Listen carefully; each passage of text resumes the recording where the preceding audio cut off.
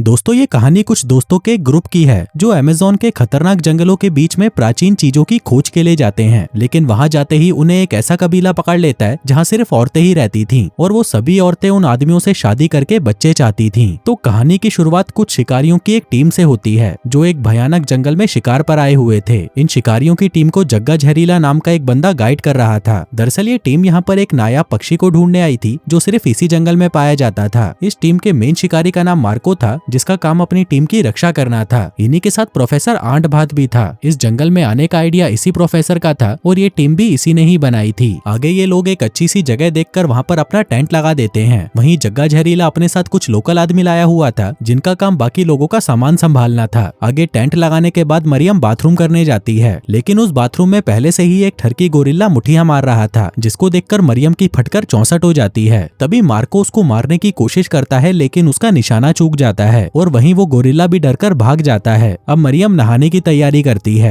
वहीं professor aunt भात अपने असिस्टेंट जिम्मी चू को बता रहा था कि हम लोग यहाँ पर उस पक्षी को ढूंढने आए हैं, इसलिए हमारा ध्यान सिर्फ उस पक्षी पर ही होना चाहिए। लेकिन वहीं जिम्मी चू का ध्यान तो मरियम की चूचियों पर था और मरियम को नहाते हुए देखकर उसका काला घोड़ा खड़े होकर सलामी देने लगता है। तभी प्रोफेसर भी उसे अपना सहलाता हुआ देख लेता है। वो उसे कहता है कि अबे चूतिए तू देख क्या रहा है। जिसके बाद वो भी बाहर आकर मरियम को नहाते हुए देख लेता है, पर वो जैसे तैसे करके खुद पर कंट्रोल कर लेता है। इसके बाद वो जिम्मी चू को एक दूरबीन देता है और कहता है कि तुम जाकर उस पक्षी को ढूंढो और मैं भी जल्दी ही तुम्हारे पास आता हूँ। फिर जिम्मी चू के जाते ही प्रोफेसर आंट भात फिर से मरियम को देखने लगता है और सोचने लगता है कि काश एक बार मुझे इसकी लेने को मिल जाती। उधर जिम्मी चू जो एक नंबर का ठरकी था वो जाकर एक पेड़ पर चढ़ जाता है ताकि वो वहाँ से मरियम का पूरा शरीर देख सके। दूसरी तरफ मार्को का डंडा भी मरियम को देखकर खड़ा हो गया था, लेकिन इसी दौरान जिम्मी के पास वो ठरकी गोरिल्ला आ जाता है और वो भी उससे दूरबीन लेकर मरियम को नहाते हुए देखने लगता है। लेकिन फिर जैसे ही जिम्मी की नजर उस गोरिल्ला पर पड़ती है तो उसकी फट जाती है। फिर कुछ ही देर में रात हो जाती है और सभी खाना खाने लगते हैं। वहीं इन सभी को दूर खड़ा एक आदि मानव देख रहा था। इसी बीच मार्को मरियम से पूछता है कि तुम यहाँ पर क्या करने आई हो। प्रोफेसर बताता है कि मरियम का पति भी जानवरों की खोज करता था और फिर एक दिन वो अपनी खोज करने के लिए इसी जंगल में आया और अचानक गायब हो गया। उसके साथ मरियम का बेटा भी था और वो भी गायब हो गया और अब मरियम उन्हें यहाँ पर ढूंढने आई है। वहीं वो आदि मानव अभी भी उन्हें ही देख रहा था और इसी दौरान वो अपने एक दोस्त को इशारा करता है कि भाई देख उस लड़की की चूचियां कितनी बड़ी हैं। तभी उसका दोस्त भी दूर से मरियम को देखता है और मरियम को देखते ही उसे पहली नजर में मरियम से प्यार हो जाता है। लेकिन तभी वहाँ पर वो गोरिल्ला आ जाता है जिसको देखकर वो जंगली वहाँ से भाग जाते हैं। इसी बीच मरियम के अंधेरे बिल में एक सांप घुस जाता है। मरियम को लग रहा था कि शायद मार्को उसके मजे ले रहा है, लेकिन जब वो उसका हाथ बाहर देखती है तब उसका शक प्रोफेसर पर जाता है। लेकिन तभी उसके भी हाथ ऊपर देखकर वो जिम्मी चू पर शक करने लगती है, लेकिन जिम्मी तो गत्ते फूंककर अपनी ही दुनिया में खोया हुआ था। मरियम सोचती है कि यही भीसड़ी वाला मेरे को छेड़ रहा है, इसलिए वो उसे एक जोर का चमाट लगा देती है। लेकिन जब जिम्मी चू खड़ा होता है तभी उसके भी हाथ देखकर मरियम की फटना शुरू हो जाती है कि मेरे बिल में आखिर घुसा क्या है। जिसके बाद वो डरकर वहाँ से भाग जाती है। उधर वो तीनों आदमी हैरान थे कि इसको अचानक क्या हो गया। फिर अगली सुबह मरियम की नौकरानी हिना मार्को के पास जाकर पूछती है कि क्या मैं आसपास घूमने जा सकती हूँ, और मार्को के हाँ करते ही वो घूमने के लिए जंगल में चली जाती है। आगे घूमते घूमते वो एक झरने के पास आती है जो कि बहुत ही खूबसूरत था। जिसके बाद हिना अपने सारे कपड़े उतारकर उस झरने के अंदर नहाने चली जाती है। इसी दौरान वो जंगली भी घूमता घूमता वहाँ पर आ जाता है और हिना को नहाते हुए देख लेता है। अब हिना का कटीला बदन देखकर उसका तन चुका था। जिसके बाद वो एक रस्सी से झूलकर उसके पास जाने लगता है, लेकिन तभी वो चूतिया उस झरने में ही अटक जाता है। अब उसको देखकर हिना उसकी मदद करने आती है और उसे पानी से बाहर निकालकर उसकी जान बचा लेती है। वो उससे पूछती है कि तुम यहाँ क्या कर रहे हो, लेकिन उस जंगली को हिंदी नहीं आती थी और वो बस एक ही चीज बोलना जानता था कि मुझे दूध पीना है। हिना कहती है कि नहीं, मैं तुम्हें यहाँ पर दूध नहीं पिला सकती, लेकिन अगर तुम मेरे टेंट में चलो तो तुम मेरे खेत में दबाकर मजदूरी कर सकते हो। वहीं वो जंगली भी समझ जाता है कि ये अपनी पिंकी पिटवाने की बात कर रही है। वहीं दूसरी तरफ जिम्मी चू उस पक्षी को ढूंढ रहा था और तभी उसे एक पेड़ पर उस पक्षी का पंख मिल जाता है। आगे जब वो उस पंख को प्रोफेसर को दिखाता है तो ये देखकर वो बहुत खुश होता है। प्रोफेसर समझ चुका था कि वो लोग इस पक्षी के बेहद करीब हैं, लेकिन तभी उनका एक आदमी घायल होकर उनके सामने आकर गिरता है। हम देखते हैं कि उस आदमी को बहुत सारे तीर मारे गए थे। उन तीरों पर लिखा था कि हम आंडल कबीले के जंगली हैं। अब आंडल कबीले का नाम सुनते ही उनके लोकल आदमी डरकर वहाँ से भाग जाते हैं। अब ये देखकर बाकी के लोग रात होते ही पूरी तरह सतर्क हो जाते हैं। वो लोग यहाँ से जाने का भी फैसला कर लेते हैं, लेकिन प्रोफेसर को पूरा भरोसा था कि वो आंडल कबीले को संभाल लेगा, क्योंकि वो बिना उस पक्षी के वापस शहर में नहीं जा सकता था। फिर अगली सुबह हम आंडल कबीले वालों को देखते हैं जो कि जोर जोर से म्यूजिक बजा रहे थे।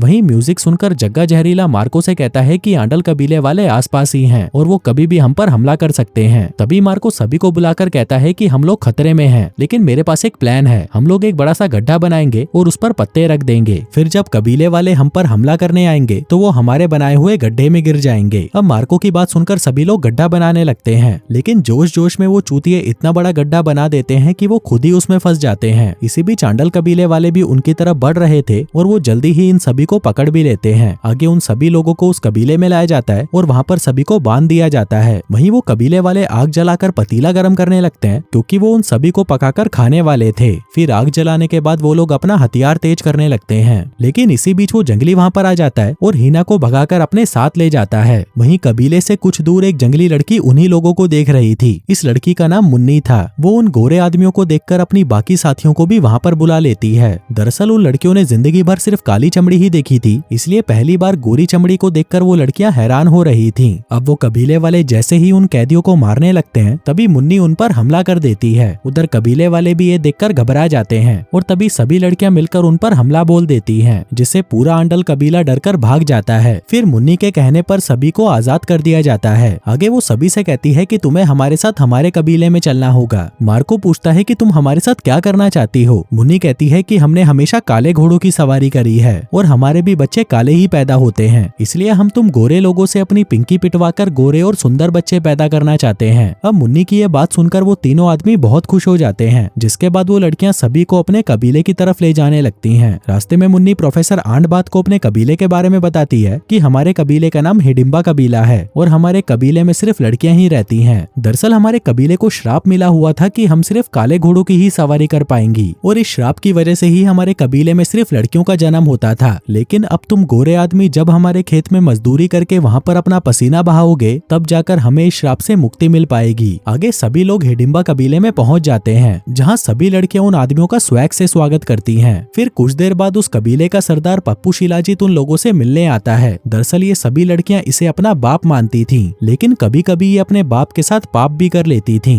पर तभी मरियम देखती है कि ये तो उसका पति है और अपने पति को जिंदा देखकर वो खुशी के मारे बेहोश हो जाती है। आगे पप्पू शिलाजीत उसे बताता है कि उसके साथ क्या क्या हुआ। वो बताता है कि 20 साल पहले वो अपने बेटे के साथ इस जंगल में घूम रहा था और वहीं मरियम अपने टेंट में मजे से सो रही थी। दरअसल पप्पू शिलाजीत इस जंगल में जानवरों की खोज पर आया था, लेकिन वहाँ पर घूमते घूमते वो आंडल कबीले के हाथ लग जाता है। लेकिन तभी हिडिंबा कबीले की लड़कियां आकर उसे वहाँ से बचाकर अपने साथ ले जाती हैं। वो कहता है कि ये लड़कियां बहुत ही अच्छी हैं, इन्होंने कभी भी मुझे तुम्हारी कमी महसूस नहीं होने दी। मैं जब भी इन्हें बोलता था, ये मुझसे अपनी पिंकी पिटवाने के लिए तैयार हो जाती थी। मरियम पूछती है कि अबे हफ्सी हमारा बेटा कहाँ पर है। पप्पू शिलाजीत कहता है कि हमारे बेटे का तो मुझे नहीं पता, लेकिन मुझे पूरा भरोसा है कि वो जिंदा है और हमारे आसपास में ही है। वहीं दूसरी तरफ हम देखते हैं कि वो गोरा जंगली जिसका नाम मिम्बा था, वो इन्हीं दोनों का बेटा था। इसके बाद हम मिम्बा को देखते हैं जो अपने साथियों को इंग्लिश सिखा रहा था। आगे पप्पू शिलाजीत मेहमानों से मिलने आता है। वो प्रोफेसर की टीम के पास आकर उन्हें बताता है कि कल तुम तीनों की शादी होने वाली है, जिसके अगले दिन सुहागरात मनाने के बाद तुम्हारी फिर से शादी होगी और फिर उनके साथ भी सुहागरात मनाने के बाद तुम्हारी फिर से शादी होगी और ये सिलसिला तब तक चलता रहेगा जब तक पूरा कबीला तुमसे अपनी पिंकी नहीं पिटवा लेता। अब ये सुनकर जिम्मीचू बहुत खुश हो जाता है। वहीं मार्को भी खुश था, क्योंकि शहर में तो उसे मुश्किल से ही कोई लड़की मिलती थी, लेकिन अब यहाँ पर तो इसे रोज ही मिलने वाली थी। फिर अगले ही दिन उनकी शादी की तैयारियां शुरू हो जाती हैं। वहीं मरियम को भी मुखिया बना दिया गया था और वो पप्पू शिलाजीत के पास ही बैठी हुई थी। फिर कुछ देर बाद वो तीनों लौंडे भी वहाँ पर आ जाते हैं। तभी मुन्नी उन्हें वो नायाब पक्षी दिखाती है जिनको कबीले की लड़कियों ने अपने पास रखा हुआ था। अब उस पक्षी को देखकर प्रोफेसर हैरान रह जाता है, क्योंकि वो लोग जिस पक्षी को इतने दिनों से ढूंढ रहे थे वो उन्हें इसी कबीले में मिल गया था। अब जल्दी ही शादी की रस्म शुरू हो जाती है। उन तीनों को लग रहा था कि उनकी मुन्नी जैसी ही किसी लड़की से शादी होगी, लेकिन इनकी शादी तो इन हाथियों की बच्ची से करा दी जाती है, जिसके बाद इन तीनों को जबरदस्ती सुहागरात मनाने के लिए भेजा जाता है। फिर अगले दिन हम देखते हैं कि इन औरतों ने इन तीनों का बहुत बुरा हाल कर दिया था। ये तीनों आदमी उन औरतों से बहुत ज्यादा परेशान हो चुके थे और किसी भी हालत में इस कबीले को छोड़कर वहाँ से भागना चाहते थे, लेकिन मुन्नी इन्हें यहाँ से कहीं नहीं जाने देती। वहीं पप्पू शिलाजीत भी उनका ही साथ दे रहा था, इसलिए मुन्नी उससे मुखिया का पद छीन लेती है, जिसके बाद वो खुद को ही उस कबीले की मुखिया बना लेती है। फिर कुछ देर बाद उन लोगों की फिर से शादियां होने वाली थी और इस बार तो शादी में पप्पू शिलाजीत को भी शामिल कर लिया गया था। आगे उन सभी को फिर से वो पक्षी दिखाया जाता है। उधर दूसरी तरफ जग्गा जहरीला अपने साथियों के साथ वहाँ पर पहुँच जाता है। वहीं हीना भी मिम्बा को लेकर वहाँ पर आ गई थी ताकि वो अपने साथियों को उन औरतों से बचा सके। तभी जग्गा जहरीला के साथी उस कबीले पर गोलियां बरसाने लगते हैं, जिस वजह से कबीले में भगदड़ मच जाती है। वहीं मिम्बा भी अपने जानवर दोस्तों को बुलाने लगता है और उसकी आवाज सुनकर बहुत सारे हाथी उस कबीले की तरफ दौड़े चले आते हैं। वहीं प्रोफेसर आंड बात मौका देखकर उस पक्षी को उठा लेता है, जिसके बाद वो सभी उस कबीले से भाग जाते हैं। इसी दौरान वो हाथी भी उस कबीले तक पहुंच जाते हैं और जग्गा जहरीला के सभी साथियों को कुचल देते हैं, लेकिन वो लोग फिर भी बच जाते हैं। फिर कहानी के अंत में हम देखते हैं कि प्रोफेसर आंड बात के सभी साथी बच चुके थे और वहीं जग्गा जहरीला के साथियों को मुन्नी का कबीला पकड़ लेता है और अब वो उन लोगों से अपनी पिंकी पिटवाएंगी। उधर मरियम को भी अपना बेटा मिल जाता है, जिसको पाकर वो बहुत खुश थी। जिसके बाद सभी लोग वापस शहर आ जाते हैं। और दोस्तों, इसी के साथ ही ये कहानी यहीं खत्म हो जाती है।